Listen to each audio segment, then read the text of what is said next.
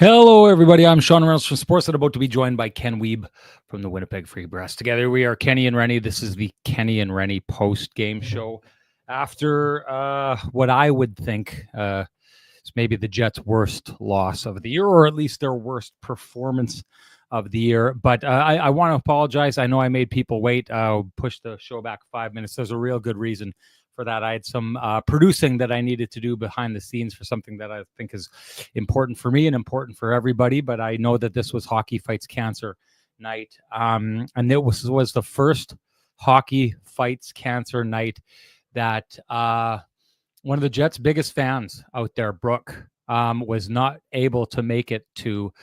Brooke's mom, Tammy Wazlowski, is my masseuse, and her daughter, you may have seen her in the past at games before on the Jumbotron, just a cutie patootie to the max. Brooke has been forced in her life to be an absolute warrior in the fight against cancer, personally for her, and she's back at it again, so wasn't able to make it to the game tonight, but here she is in the hospital, tuned right in to the Jets game, as she always is, cares about it a lot. I've had the pleasure and the honor many times of doing Hockey Night in Canada games where I was able to go up after some post-game interviews because Brooke likes to make her way down to the Jets bench to wave to the players and say hi to them. And I've had the opportunity to hop into the crowd and get a hug from Brooke on many occasions. She's fighting the good fight here. Her mom calls her warrior princess. And she's back fighting and back, I am sure, kicking ass. So best to you, Brooke. I also wanted to show off a little something here. This is a Merry Christmas card. I'm not sure how many folks out there know about this, but Dancing Gabe likes to dish these out to the folks in the media, and I get one of these every year, and it is a highlight of my Christmas season. And I gotta say, he is an absolute gem, as we all know. How lucky are we to have Gabe as one of our own, and how lucky are we just to have him in our atmosphere. I remember being in high school and going to games and watching Gabe do his thing way back in the 90s, and he's still doing it. There's something just so comforting about that, as this is comforting every year. So thank you, Gabe. I wanted to give you a shout out and say, boy, has it paid off us in Winnipeg having a guy like Gabe around to just represent us so well as he has all year. And got to say, if you think that's paid off, if you're looking to pay off high interest credit cards or debt, we suggest you go to talk to our friends at Cambrian Credit Union about their payoff loan. They can show you how taking out a loan to pay off your debt actually gets you debt free faster, and you can save thousands of dollars. Go to cambrian.mb.ca to book an appointment online.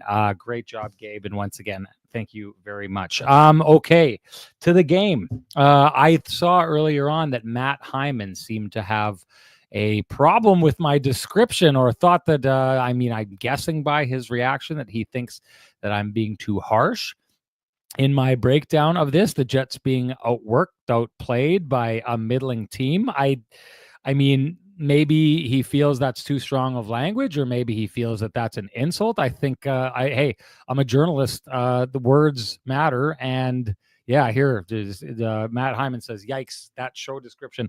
I think if you look at the term middling, it is a perfect description of where you would find the St. Louis Blues at this point. Middling, moderate or average in size, amount, or rank. They are a middle team in the league. There's nothing, I believe, harsh about this, unless you find the truth or speaking the truth in situations like this to be harsh. I don't. That's why I come on this show and I say the things that I do. And I think the truth of this game tonight is the Jets were the better of the two teams in the first period, as was acknowledged essentially by the team and the head coach. But it's not by a long shot. They're the better team, no doubt about it. But it's not like they, the St. Louis Blues were lucky to be in the game 0-0 at that point. It's the Jets tilted the ice in their favor, but this is, no one should have been surprised that the score was 0-0 after this. What people should have been surprised about was how badly the Winnipeg Jets were outplayed in the second period of this game. A no-show for me. Like a complete and total no-show for a team to come out and get outshot the way they were by the St. Louis Blues and then outworked. And then, I was thinking, okay, well, is this going to be that third period team that pops out and, comes roaring out in the third period? And the first couple shifts that I saw in the third period, I thought were just absolutely dead for the Jets. Well, so the Jets, about 6 minutes left in the game, maybe a little bit less than that, finally start to kind of get rolling here. And I know a lot of people are saying, okay, well, this is the Jets. This is what the Jets look like. Well, it better be what they look like. They had taken so much of the game off compared to the work that the St. Louis Blues were doing. They better have had something left in the tank to make that push that they did. I will say this. The St. Louis Blues, to me, and I've talked about this for a long time, you heard me talk about it on this show, the St. Louis Blues are not a team that likes to grind. They seem to like to show up and play casual games. And in playing those casual games, usually that style doesn't match up well against a Winnipeg Jets style that typically, when they're on their game, is a grinding style of game. A game that makes St. Louis uncomfortable and a game that usually has St. Louis kind of give up and make mental errors and do those kind of things. And, maybe it's your coach's bump. Maybe it's just a little bit of motivation, but John Montgomery has switched up a little bit on their system there. It was talked about by Fleury after the game. This was not the way that the St. Louis Blues typically look like. This, I thought, was a great effort and an example of the St. Louis Blues trying to become the things that they have not been for so long. Is it that the Winnipeg Jets were not mentally prepared for this game because they thought they were going to go into, a little bit of a no contact snooze fest, like has been the case in the past against the St. Louis Blues team? Because if there was one team grinding on the ice tonight, it was the St. Louis Blues. It was not the Winnipeg Jets. I have, pulled back my comments for the most part on the Winnipeg Jets before this, that they'd gone 3-6. I'm not one for the excuses. I've got people sending me messages over and over again about, the schedule maker, what a bad guy he is, and all these different kind of things. Like the Winnipeg Jets didn't have a dream schedule to start the season that put them in a position where they could go 3-7 in 10 games and still be sitting in third place in the NHL. Like, take some and give some, you know what I mean? I don't know how people could be complaining about this at this stage, but I'm willing to acknowledge that the Jets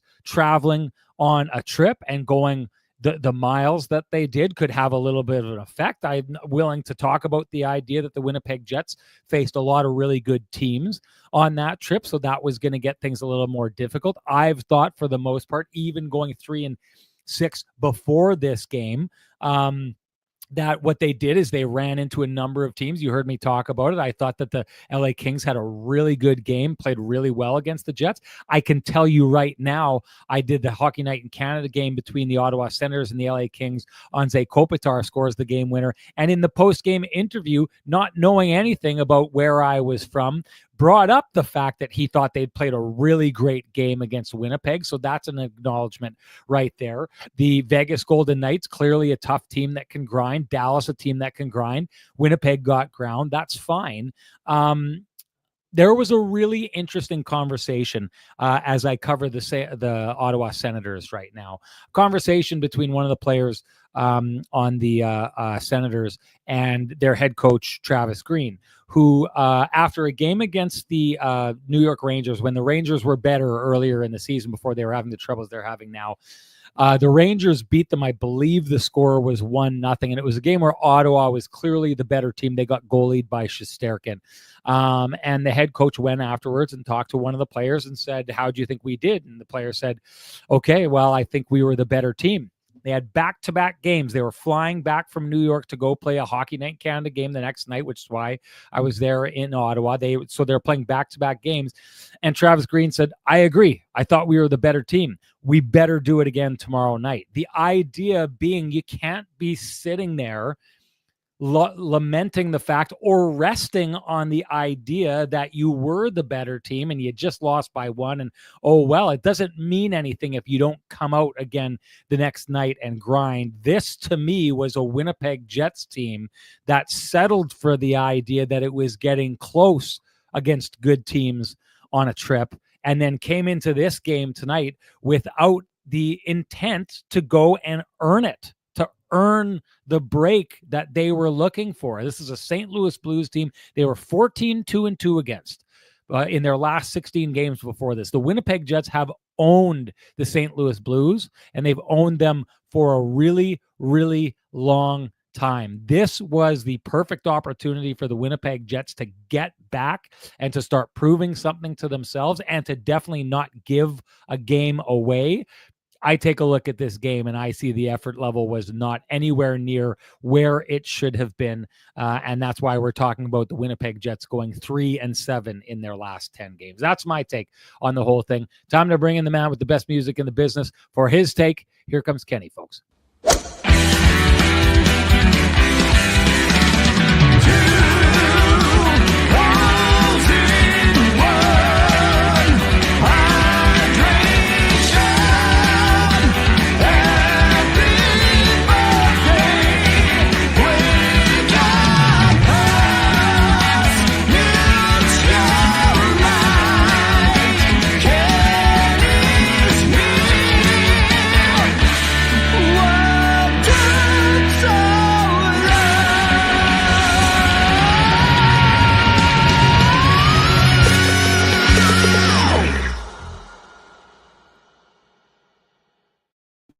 Ken, my friend, looking great with that ribbon. You got the tie going on as well here. I lost the memo. I did not wear. I've got a very specific tie for this occasion and didn't wear it on this night, although I think I've got some of the tones in there, so maybe I can get away with it. This is, after all, my third Hockey Fights Cancer game so far this season and the travels that I have been on. That said, you look like $1 million, my friend. And of course you do, because you went on down to Vittorio Rossi and had Frankie and the boys take a crack at you. Took you from the beast that you were and the beauty that you are now. And hey, if you want to go from beast to beauty, you know what to do. Head on down to Corden Avenue, walk into Vittorio Rossi, loudly proclaim Kenny and Renny sent you, ask for Frankie and the boys. They will do you upright. Ken, what was that tonight? I would say it was concerning, is what I would be the word that I would use, Sean. Like you said, second period, one of the worst of the year. I would say that's pretty apt assessment. Jets had no legs. They did not generate any offense whatsoever. 3 shots on goal, outshot 19-3. And they just didn't have it. And when you don't have it, you got to find it. And I didn't see enough urgency. Let's just put it this way: I didn't see enough urgency for a team that had lost 3 games in a row, and often prides itself by saying really good teams don't allow 2 losses in a row to happen very often, let alone 3, and now let alone 4. So this isn't sky is falling scenario for me, but I would say that the Jets are going to have to crank up the urgency level and honestly get back to what has made them successful. And, you heard what Mark Scheifele said. You heard what Hayden Fleury said. I actually think it's quite apt that Hayden Fleury, one of the newest Jets, basically was the one who's saying the Jets need to look at themselves in the mirror and kind of get back, that Mark Scheifele said they got to get back to the blueprint. That's what you expect Mark Scheifele to say. He's been there for his entire career. For Hayden Fleury, a guy who's new to the organization, he knows that the Jets, he nailed it. They made life more difficult on themselves than they needed to. I mean, here's a guy who's been here for 3 months, Sean, not even 3 months, 2 months, September, October, November, 3 months. He's been here for 3 months and he's already got it figured out. So what I would say is that, people should listen to Hayden's advice. It's what I would say about that. I would say this is one of the few games where I think that some of the concerns that, whether it's analysts or fans or coaches have, we're always talking about how much depth the Jets have, and the Jets have a lot of depth, but that's 4 games out of 6 where they were held to 1 goal. And Sean, quite frankly, I don't think the Jets were goalied in any of those games where they only scored a goal. I'm not saying the goalies were poor, but what I am saying is that the Jets aren't generating enough in those games to score more than one goal. And so for me, I mean, that's something that they've got to address. But at the same time, Sean, what were we saying all year long when the Jets were piling up the goals and were second in goals for at the start of the year? What were they doing? They were scoring by committee. Everyone had a piece of it. Right now, yes, the Jets are missing several players. One of them who is a key contributor on the back end. One of them who's off to the best start of his career in Nikolai Ehlers. But the Jets have players that they have capable NHL players who are sitting down as healthy scratches. So those guys come in, they need to pick up the slack. And right now, the Jet Stars are not performing at a high enough level. And I mean, the effort level is there from the complementary pieces from the checkers that they're generating chances, but they're not converting at the same rate they were earlier on in the year. So, I mean, collectively, the Jets need to be better in basically all facets of the game. Connor Hellebuyck was very good in this game, but overall, the Jets didn't have enough guys going in the game, and that's the reason why they've lost 4 in a row as they head out on another quick 2-game jaunt here. Yeah, I mean, like you said, has the schedule been taxing? Absolutely. But guess what? You're going to have a taxing portion of the schedule every single year.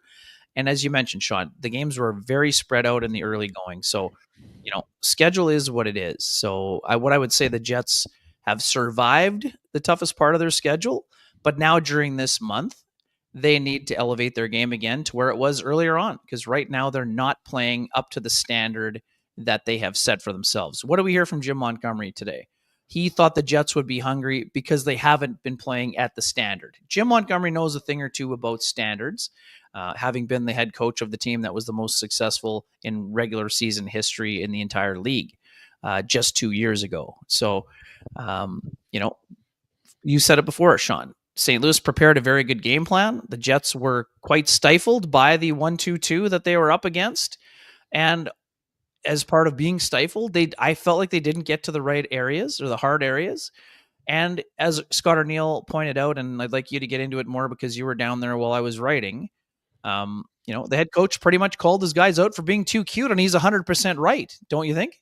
Oh, God, yeah. But first, that's where I want to go next. But first, before we go there, I want you to kind of expunge a little bit on what you saw in the game plan that Jim Montgomery came with. Because to me, it was refreshing to hear this from Fleury after the game, because that's not the St. Louis Blues team that I've seen for a number of years now. That was something entirely different, and something entirely different, Ken, to me, in the way that if I'm a St. Louis Blues fan, hey, when I was down doing that game in Nashville, I had a Blues fan come up to me in Robert's Western World. If you've ever been there, they've got all the boots on the wall, and they give you $5 for a Pabst Blue Ribbon and a fried bologna sandwich. I had a Blues fan come up to me and ask me what was wrong with his team, and I said, they don't like to grind. They just want to go out there. They want to whip and snap the puck around and do that and get it in the back of the net and score, but they don't want to grind. Well, this was a reversal of roles on this night tonight for me. This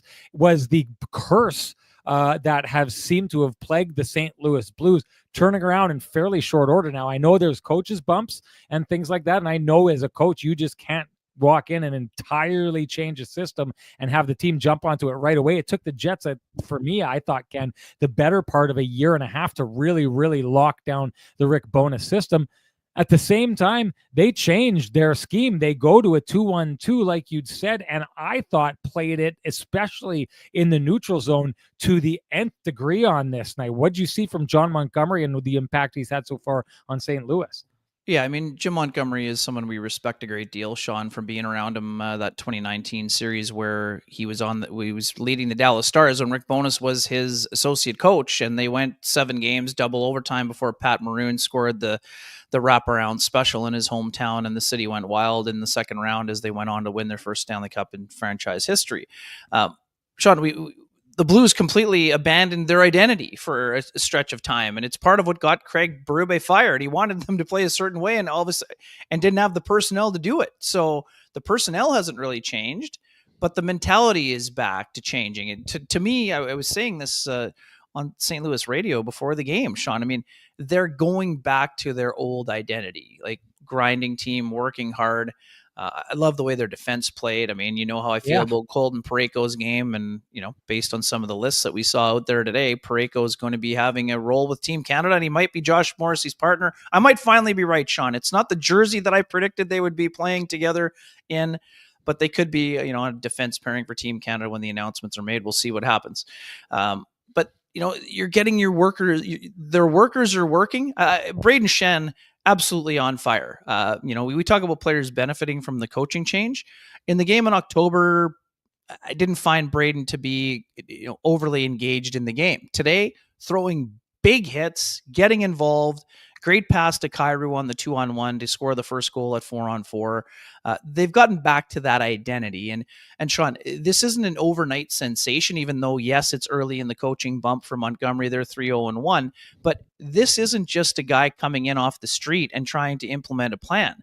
Montgomery was here as an assistant coach to Craig Berube when they were still playing that style. That they sort of abandoned in the last couple of years where the Jets owned them, basically, right? So, you have to give the coaching staff credit there. But again, you can't do it unless there's execution. Jordan Kyrou is a guy who'd been up and down, struggled under Berube. Berube gets fired. He gets a boost under Bannister. Yes, he was leading their team in scoring, but Jordan's been a bit of a feast or famine kind of guy. And what does Kyrou do today, Sean? 7 shots on net, 9 attempts. I mean, he's all over the ice. Jets had no answer for Jordan Kyrou, yet their star players were not generating that type of offense. Yes, Mark Scheifele scored for the first and 7. That will be good for his confidence. But Kyrou was all over the ice. Robert Thomas, I don't care about the empty net goal. He got that because he was involved all game long, right? It wasn't that he just got an empty netter, so you tip your cap. I love the way Robert Thomas played in the game. And, the Blues' better players were the better players on this night. So, I'm sorry, back to what you said. The game plan was excellent. They won the board battles. They went to the hard areas. And, I would say this one play exemplifies how this game went. It took a Neil Pionk clothesline on Jake Neighbors on a rebound play to prevent him from getting 4 for $1 in terms of rebound chances. I basically think he had 3 for $1. Then he got clotheslined by the Pionky Tonk man who just about got himself a roughing minor. But again, I applaud Pionk for going to that area. I just can't believe he wasn't called for it, quite frankly. I was blown away, honestly. I mean, I've never I would say such an obvious penalty. He disguised it kind of well, but I don't know. I don't know how you missed that. I don't think so. The ref we're only hard on the refs when they miss calls on the Jets. They missed a call on the Jets. All right, it should have been a penalty. That was a WWE special right there. Yeah. Anyways, Jets weren't good enough. I mean, there's no way to sugarcoat it. I know someone was making a crack at me for saying I'm going to find a way to sugarcoat it. No sugarcoating here. Jets were not good enough. This was the type of game where, again, there'd be some temptation for some folks to say throw away the tape. Do not under any circumstances throw away the tape. You need to show it to remind your group that if you're not willing to play a certain way and you play like this, you're going to get beat with regularity. I don't think the Jets are a 3-7 team, but if you don't play to the standard you have set for yourself, and again, I'm not saying they have to have their A+ game every night, but they haven't been good enough structurally, Sean. The goals they're giving up. Now, is there some element of luck to Kyrou's goal? Of course, it goes off the skate of Mark Scheifele, but the Jets had a power play, Sean. Again, we praised Gabe Vilardi a lot, and I would also say I do think it was a bit of a weak call. Faxa sold it incredibly well when Vilardi tried to set a pick. For me, you can't take a penalty there. Power play hasn't been going. You got an opportunity to go. That's a tough penalty to take. I don't think it should have been called under most circumstances. Nice sell job, but you can't take a penalty there. But when you do, Sean, we know the Jets have flourished at 4-on-4 at various times. Scheifele and Connor eat their opponents for lunch at 4-on-4. Yeah. Ehlers is a driving force. Yeah. Jets didn't really generate anything.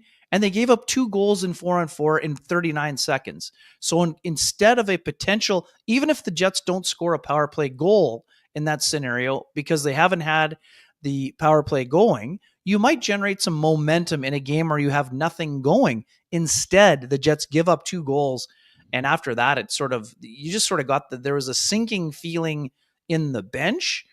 And I would say too, Sean, quite frankly, the Jets should have been down 4-0 after 2. Hayden Fleury took away a sure goal off the goal line.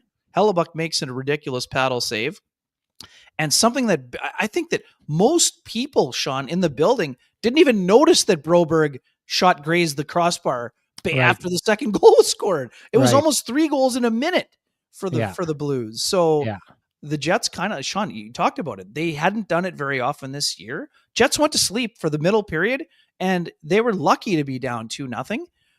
Yet they still couldn't find a way to get into that game and really pushing it. I mean, 4 high danger shots generated at 5-on-5. That's not enough. And they gave up 10. So they were outclassed in every sense of the word today. So again, it's a busy month ahead. We'll see how they respond. I would say their schedule may be a little more favorable, but it's not going to be favorable enough because Buffalo blew a 4-goal lead today and lost in regulation to the Colorado Avalanche. So guess what? Jets better be sour about losing 4 in a row, because the Buffalo Sabres are not going to be thrilled about blowing the game against the Colorado Avalanche today. So your opponent's going to be ready. You better be ready if you're the Winnipeg Jets. Anyone who thinks Kenny won't be ready for Christmas holidays and the meals didn't see the stomach stretching routine he just went through right there with the buffet. That was a buffet for the ages right there. I'll just touch on it really quickly. If you notice, the St. Louis Blues did not allow the Winnipeg Jets to carry the puck with possession into their zone. They stopped them in the neutral zone over and over and over again. Even when the Jets did start to get going towards the end of the game, they had to dump the puck. They had to dump and chase the puck. There was no easy, like, if you want to know when a game plan is working, it's that a team thinks that its best shot, and it was its best shot. Their best shot is to give up the puck and try to go get it back. That's what you do when you are not being allowed to do the things that allow you to succeed. And believe me, it's what the Jets should have done, is to dump and chase. But what it does is it creates a game plan, is if you need to dump and chase, now you need to find a way to outwork your opponents. And that was the missing factor here tonight, is the Jets were not able to outwork the other team. And Hofer, as active as he was and as kind of crazy as he was, I think he turned the puck over first period especially 5 times. My goodness. But him getting out and starting to do that was part of the plan. The part of the plan is to get him out there so that he's stopping that puck and taking away the Jets' ability to get in on the puck and turn it over. This was a phenomenal game plan. And it was said here, I don't think I started, but someone had said, notice that the game plans of St. Louis looked an awful lot like the game plan of the Dallas Stars and the LA Kings and the Vegas Golden Knights. Believe me, when you're the Winnipeg Jets and you were playing as well as you are, teams need to start looking at how to figure you out. There's a book out there right now on the Winnipeg Jets. Bukala said it yesterday, Ken. He could not have been more dead on. The Jets are not getting to the middle of the ice, and teams are not allowing them to the middle of the ice. Now they weren't even allowing them the boards. They were just allowing them to dump the puck in. The Jets have their work cut out for them against teams that are planning for success against them and doing a good job. Now let's get back. You wanted to talk about Scott Arniel and his take on this whole thing. Yeah, calling out his guys. And this is something that's interesting, Ken. This to me is, so I've seen the elimination of the snake charmer offense from the days of just like weaving and slowly moving and trying to get, lull your opposition to sleep. Now, I snake charmer to me was a very specific kind of that, but like it's like the cousin. It's like the second cousin of overpassing the puck, right, and trying to get it to the back of the net. And like, I don't know, Ken, like what you saw tonight, but the Jets won goal. They threw guys towards the net. They got a shot from the point. They can't control the rebound because the goalie doesn't know it's coming. Goes right to Mark Scheifele. Boom, it's in the back of the net. The best chance I saw in this game, other than that, was another point shot that Mark Scheifele redirected and beat Joel Hofer, Just hit him. It just hit him. It just hit his pad. So to me, those are the two best opportunities of the game. And you're a team that's searching for offense, and you can't find a way to get more than a couple shots in the second period because you're overpassing the way that you are. This team has, like I've said before, the snake charmer offense was in its DNA. Now they seem to have eliminated that, and maybe part of eliminating that is Blake Wheeler was like maybe the best player at lulling the opposition to sleep, and such a good passer the way he was. It would work until it didn't work anymore. But this overpassing kind of style that we're seeing from the Jets, I saw it a number of times tonight, Ken, where there was a pass right through the middle that looked like it was going to Kyle Connor, and the defenseman stepped up and broke it up with his stick, and they went right down the gut. And so what's happening is the Jets are not only turning over the puck, but they're turning over the puck in an effort to overpass it and, get that one-timer into the back of the net. They're turning it over in the guts of the ice with their feet standing still and tilted towards the opposition's net. And it's just giving an advantage to the team going the other way. Whether or not they get an odd man rush and score, they're getting an easy entry in the Jets zone, and then they're setting up there. So if you're the Winnipeg Jets and you're that top line and you're trying to get that Kyle Connor one-timer, and rather than saying like, let's just get it to the front of the net and go create some chaos, as soon as you turn that over in the slot, hey, looks like we're going to get a turnover. Well, now we can forget being offensive for the rest of this shift, because it's coming back down in our end, and we're going to have to defend for the rest of this shift. That line spent a lot of time defending here today. I think it's a call out to a degree. I'm surprised he didn't get a little bit more. I'd asked about this. Scott Arniel didn't seem to want to get into the whole. He talked about simple plays, but he didn't want to get in towards the shooting the puck to the net. Ken, I'll tell you, the team last year made it through really tough stretches of hockey by just throwing the puck on the net and getting deflections into the back of the net. They had a ton of goals like that earlier on last year. I don't see them attempting that very often this year. I've seen them have a little bit of success in the few times they've done it, but it seems to me to be an obvious path out of this. I don't know if Scott Arniel doesn't want to talk about it out loud because maybe that's going to be the plan. He doesn't want to give up the plan. I don't think you need to hide from that plan. I think it's crazy that there's not just let's get the puck to the net and get some bodies to the net and get some ugly goals. He did talk about ugly goals, so I don't want to take that away from him. But Ken, is this as simple as just like not being the team that's getting grossly outshot every night and just going in with a shoot first mindset, get some ugly goals, and that'll open things up to getting back to some of the nice passing plays? I mean, I think that's a good way to look at it. I mean, I just think it's simple. Jets offense is requiring the pristine roofing wake-up call here. I don't think we're going to find anything better. This is a blanket statement. Snake charmer offense is dead, but it's time for the pristine roofing wake-up call. No doubt. And that, of course, means it's time to give North End Rick the Pristine Roofing wake-up call at 204-981-6289. If you don't want to get a hold of him or wake the poor guy up at this time of the night, give Pristine Roofing a call at 204-237-7663. Got a message from one of my listeners, one of our listeners tonight. Ken, I don't want to claim them all. Your listeners. Yes. Yeah. It's like when a sibling says... Easy, like, national media. Easy now. It's when your sibling turns to you and says, my mom, right? It's like, hey, it's our mom. You know what I mean? Yeah, I don't sorry, know have you been getting too many hockey night games here or what? What's going on here? What's going on? It's gone to my head, clearly gone to my head. One of our listeners and viewers, Ken, got a hold of me today to let me know that I was just chatting with him. He said, oh, by the way, the Pristine Roofing guys are up on my roof finishing the job right now. So you folks out there, you keep going to our sponsors. Oh, we really appreciate it. Make sure, even if you're just thinking of browsing, make your way on down to a place like Arctic Spas. Go on in there. Tell them Kenny and Renny sent you. Even if you're browsing, even if you're in the neighborhood, stop on in. It would help Kenny and Renny out quite a bit if you were to do so. But thank you to all the folks who are taking up our sponsors and giving them their business. I had another one, Ken, someone sent me a pack of lamplighter video and said, there you go. Getting the Christmas holidays started early. So I love it. I love that. Please, folks, keep sending us that kind of information. We This love is a that good kind of one. stuff. This is a good one for Maurice. At Snake Charmer's cousin is the lion tamer. Now Lion Tamer. Oh boy, that's a we'll see Chris about that. We'll Jericho. see about that. That's a Chris Jericho move. Okay. I wanted to bring this up since we were kind of talking about Arctic spas, anyways. This is a good one here. Scardy says Winnipeg fans forgive a lot, but not lack of effort. Russell James Peters 84 says I don't mind losing, but losing like this.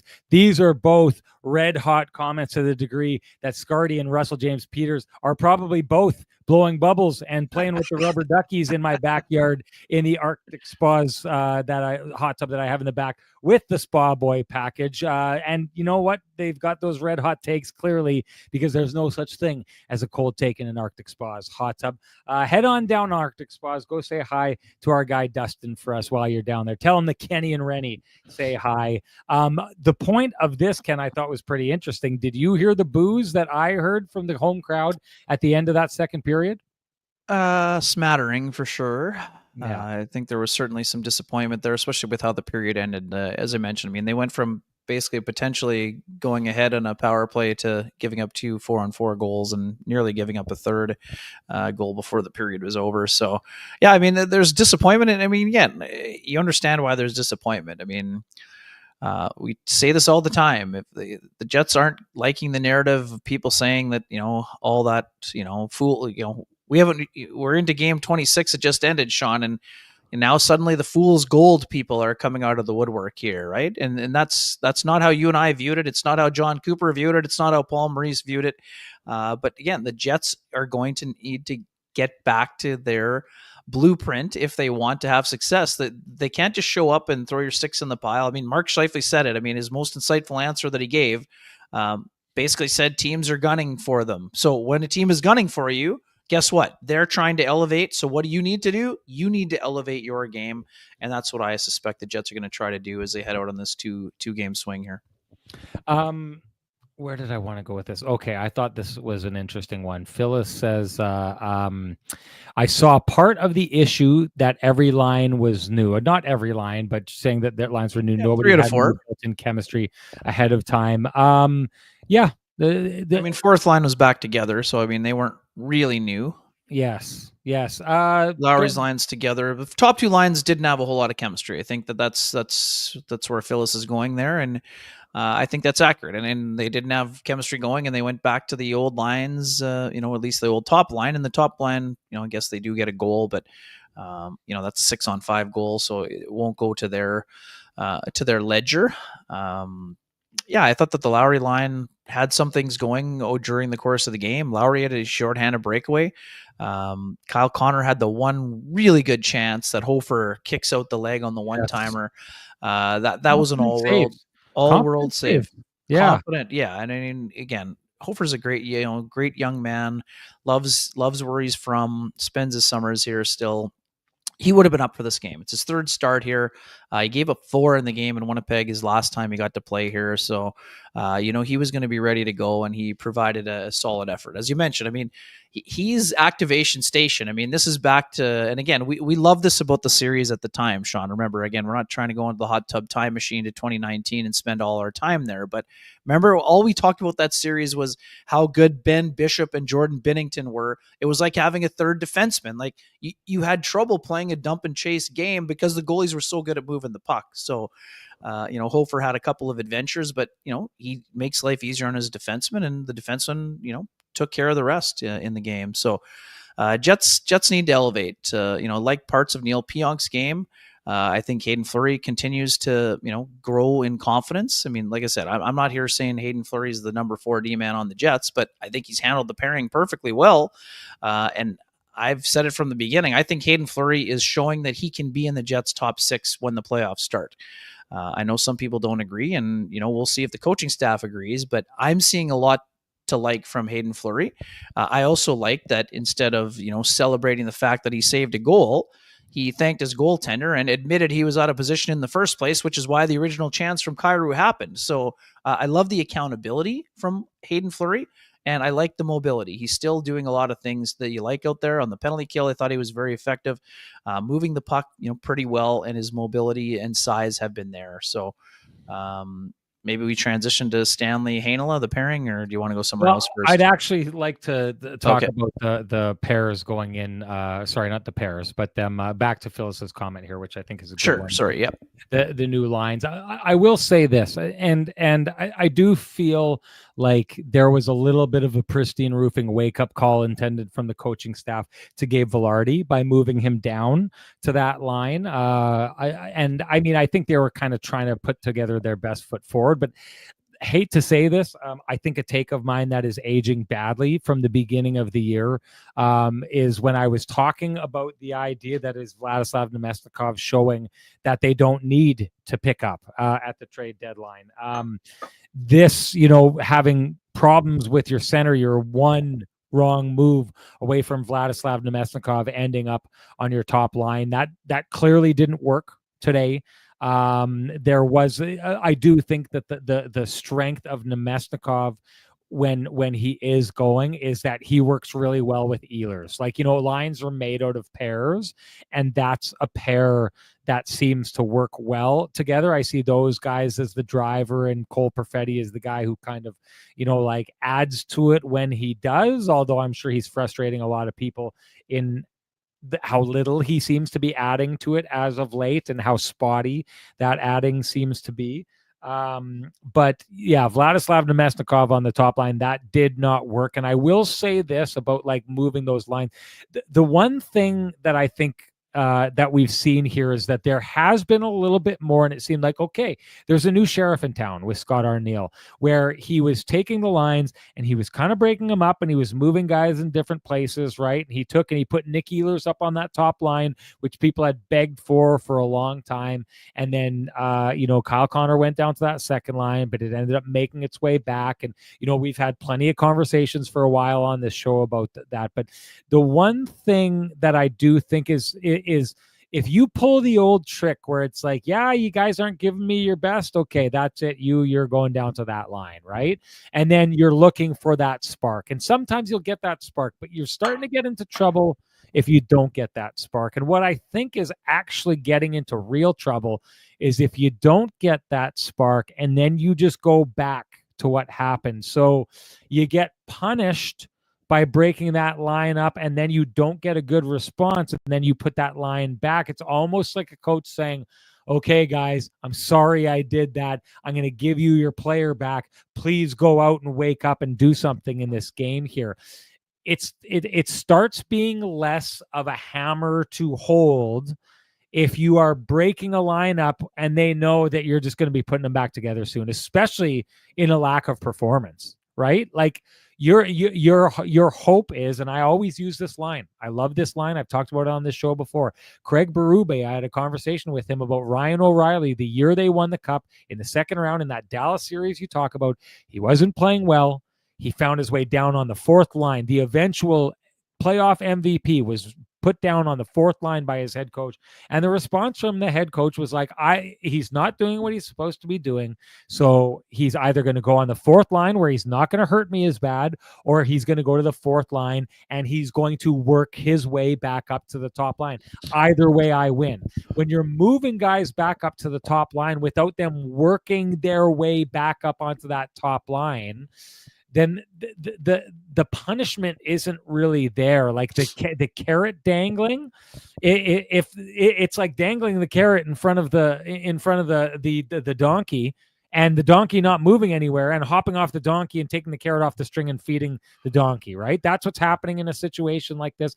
I don't think it bodes well. Like, I think there has to be an idea now in this Winnipeg Jets coaching staff that if we're going to start breaking things up to try and motivate these guys, it can't be for a period. It can't be for a game. We need to have places that we can go with this lineup so that we can like motivate these guys and let them know that it's not acceptable to go to sleep for long swaths of the game. So if it means Alex Iafallo jumps up from the fourth and ends up in the second and the first, and someone from those two lines ends up down on the fourth and spends 3 or 4 games there until they go out and have a really good game, I mean, I just covered the Montreal Canadiens, and Slafkovsky and Kirby Dak got put onto the fourth line. Slafkovsky went out and he's got a goal on that fourth line and then started working his way back up the lineup, ended up on a line with Patrick Laine tonight. They score a goal. That's how it's supposed to work. You're supposed to earn your way back up.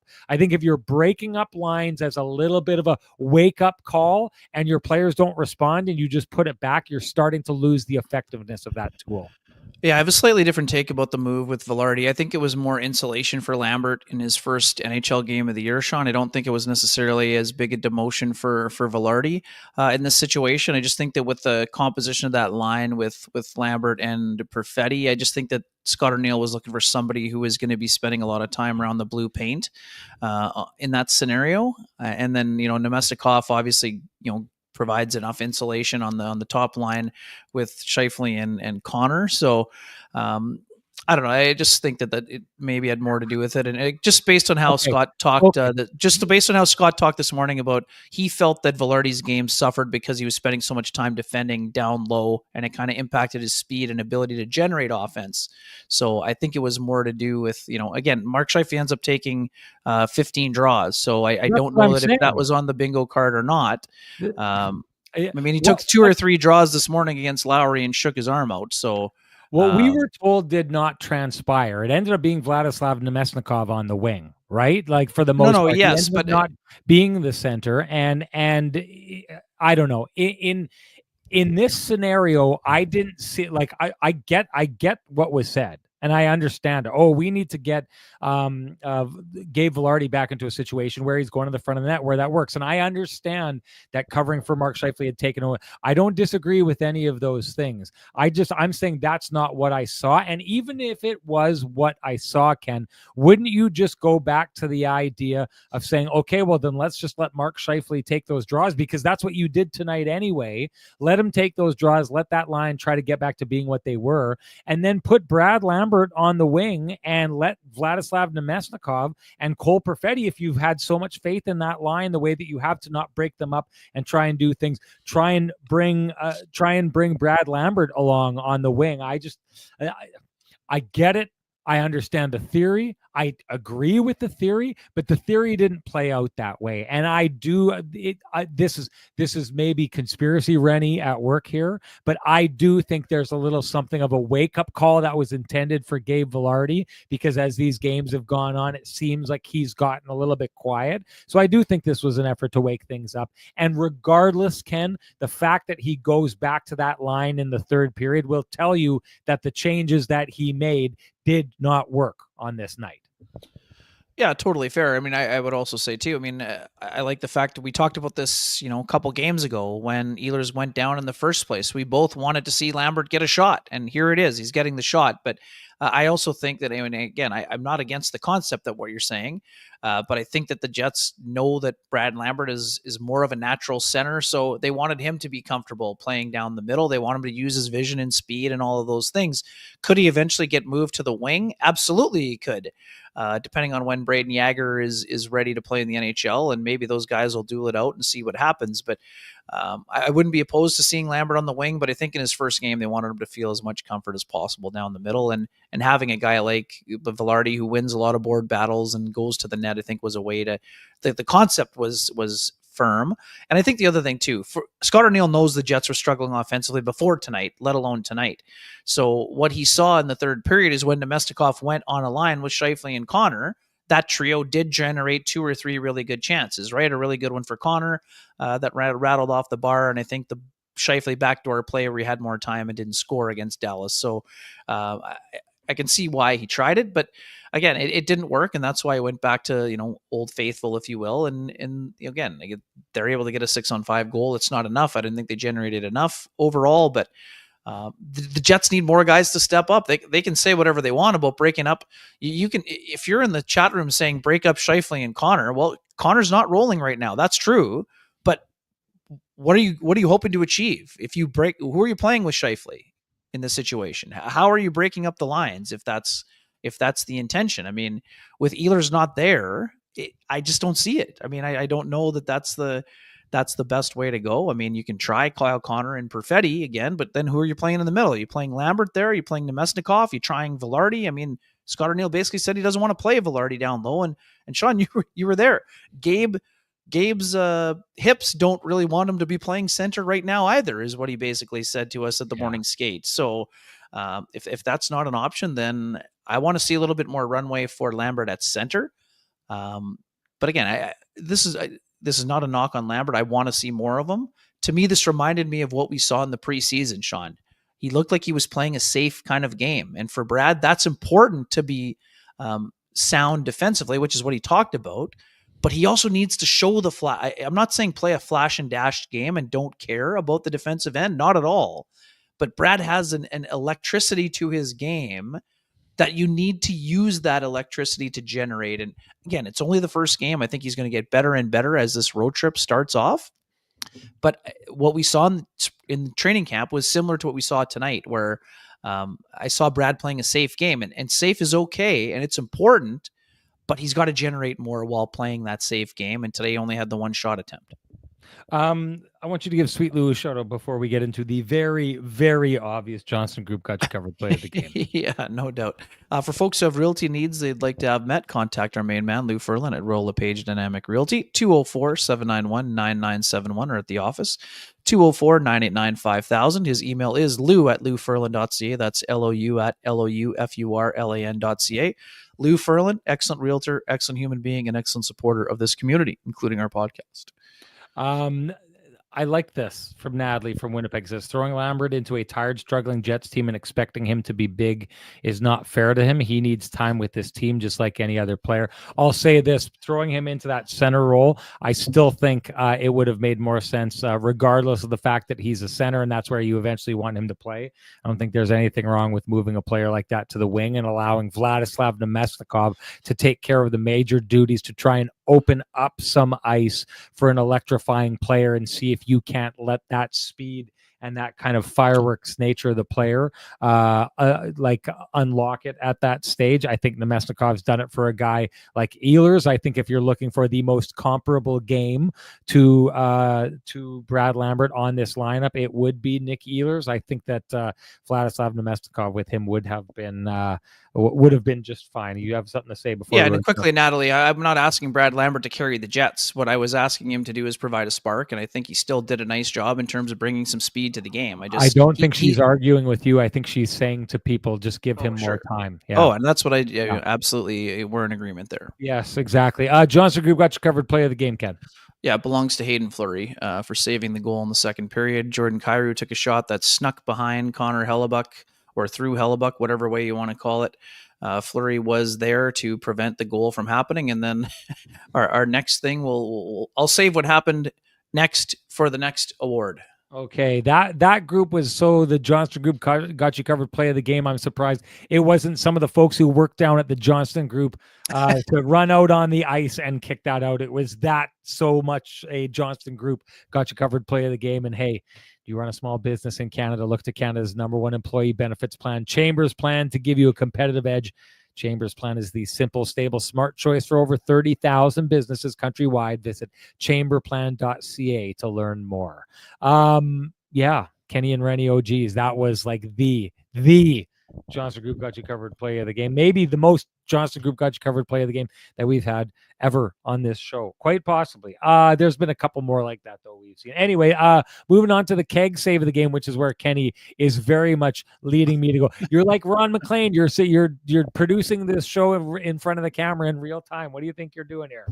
Sorry about that. As soon as the clearing attempt was nice by Fleury, but it went onto a Blues player's stick, and Connor Hellebuck, while down and out in Beverly Hills, had to stick the paddle of his stick up to make sure the puck still didn't go in. So that was my clear-cut case, even though, like I said, there was a very important save by Joel Hofer that we talked about, and Hellebuck made a couple of dandies in the game, but none better to me than the one that he made with the paddle while still sort of on the ice, trying to find where the puck was going.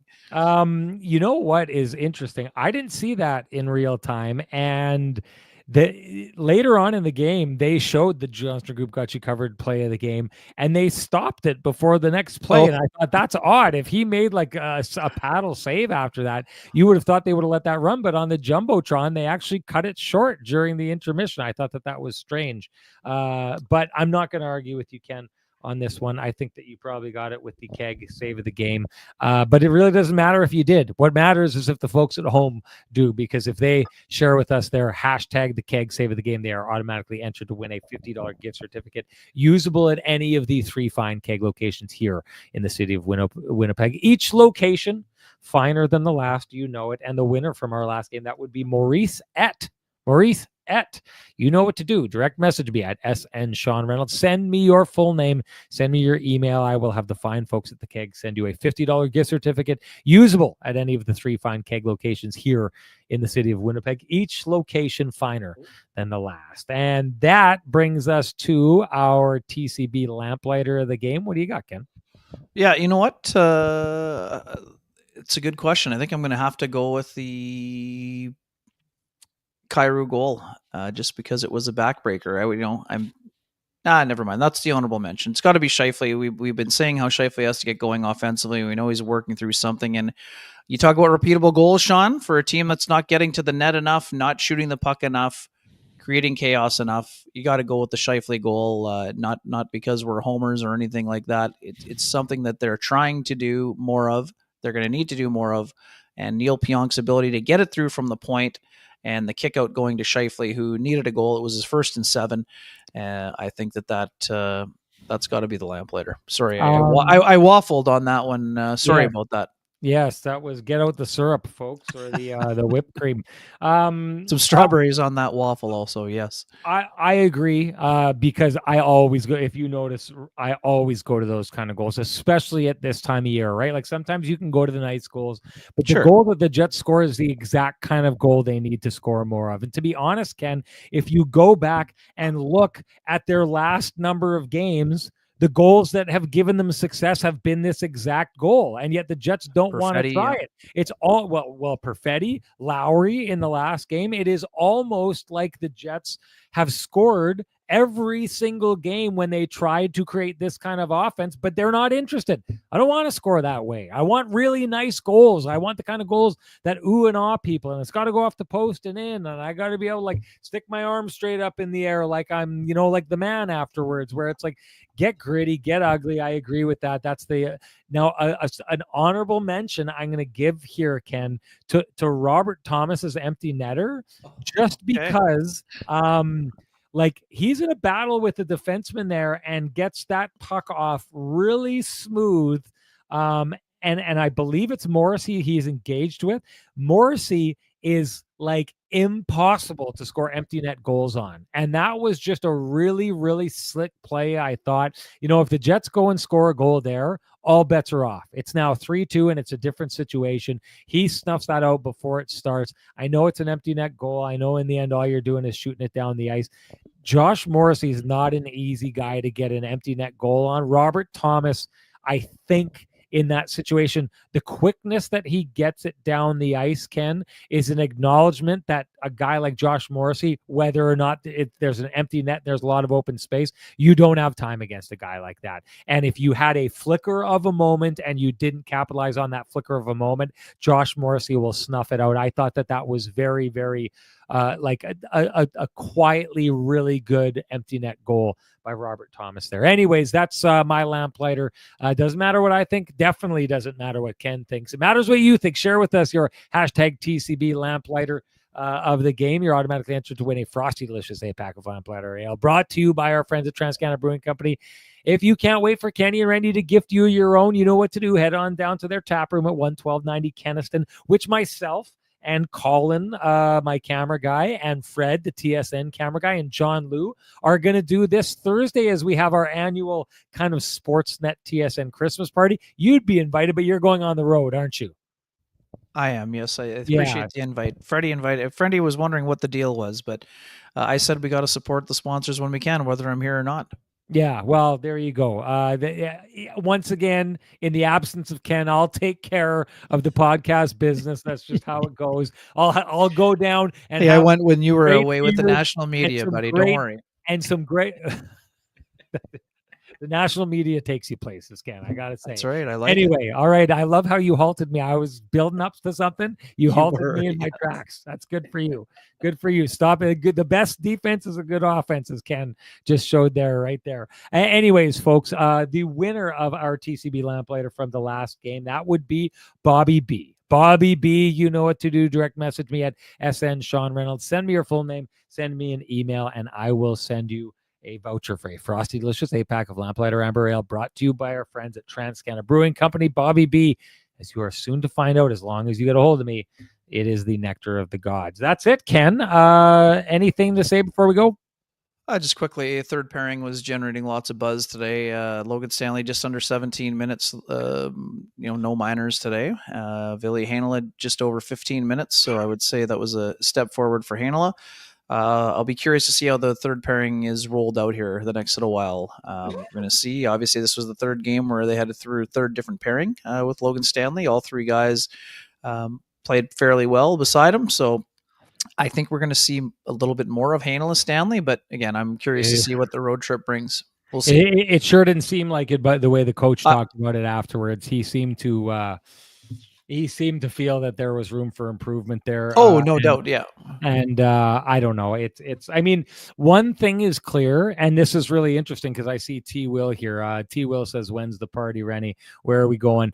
At one of our live parties, T Will and I got into a conversation where my take on this, and has been for a long time, is the NHL is not a development league. It's not the job of the Winnipeg Jets in the middle of competing for playoff spots that have a massive effect on their potential success in the playoffs. It's not their job to bring along a young player and give him a 10-15 game runway in order to try and get their feet under them and get them where they need to go in the NHL. If you're the Anaheim Ducks, maybe you're doing that. If you're the San Jose Sharks, you're for sure doing that. I don't think you're doing that a lot when you're a team at the top of the league. That said, it sure sounds in the conversations that we're having with Scott Arniel is that's exactly what he's doing with those players. He said it before, they don't get better in the press box. So he's putting those players out there, all those people who are constantly questioning why Logan Stanley's out there, Ville Heinola. It seems like he's going to be okay with living with those mistakes. I will say this. I talked earlier about some of my analysis that I think that's fallen a little bit flat out here. I think my analysis that when Dylan Sandberg went down, it was going to be massively effective for this team is turning out to be some red hot analysis. I think the Jets are struggling without him. I think it's changed the way they are. I think it's changed how they defend. I think players are getting to the middle easier on him. He's just such a big body. He occupies so much space in the area the opposition is trying to get to. They miss that. They miss it big time. And I think it is a big factor in this 3-7 stretch that we've seen the Winnipeg Jets go on. Yeah, and just quickly, he's going to be out for still considerable time. He's still on the indefinite list. Scott Arniel said basically those things. You get It's to the 4 weeks you get to 1 month and then see where things are at with the healing of the bone. In terms of Ehlers, I would say it's probably positive news for the Jets that Scott Arniel was saying 7 to 10 days, and he's hopeful that it'll not be at to the max. But again, we got to see what happens. I wouldn't expect, I don't know if Ehlers is going to travel or not. The Jets do have one practice scheduled, busy schedule back to back. They play Saturday in Chicago, then Sunday at home against Columbus. So, we'll see when he gets back. But like you said, losing Dylan Sandberg was massive because, people were saying going crazy that we said it was one of the, toughest players to lose because they don't have many guys like him on the back end. I think it shows too how much size is going to be a factor when the Jets are going at the trade deadline. It's something they should be looking for because right now missing that size makes it difficult.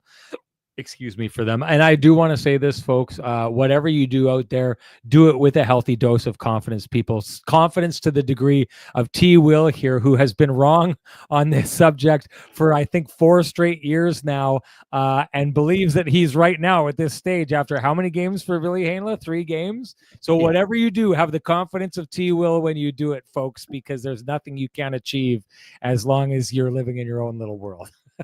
Anyways, we got to get going here. I will say this before we go. If you appreciate the conversations happening in this space, I implore you to appreciate the contributions by our sponsors who fight to keep the conversation going in this space. For us, that's Vittorio Rossi, Cambrian Credit Union, Pristine Roofing, Sweet Lou Ferlin, Arctic Spas, Johnston Group, TCB, The Keg. Folks, if you can get out, especially in this holiday season, and go to those places, just even if you pop in to check out what they've got going on and let them know Kenny and Renny sent you, that would really mean a lot to us. So that could be your Christmas present to us. I will tell you that, folks. So thank you to all of you. Another great night. Great chatting with everyone. Great job by you tonight, Ken. Enjoy your trip to Buffalo. Hopefully you don't get stuck in some kind of snow delay. Oh, you got something to say before we Sorry, go? just different sport, but stick taps to Buck Pierce, a guy who's made Winnipeg his home, named the BC Lions head coach. Yes. It'll be a big loss for the Bombers. He's done a great job here, been a big part of this community, and just wishing him all the best in the next endeavor here. Yeah, no doubt. That's it for us, folks. We will chat with you again on Thursday when Ken will be looking like a Vittorio Rossi man, but doing it in Buffalo. I will be doing, I don't know, I probably will be looking like a slob in that show because I think sometimes the contrast works, Ken. So that's what I'll try to do. Regardless, folks, thanks for joining us. We will see you next time. Thanks for joining us.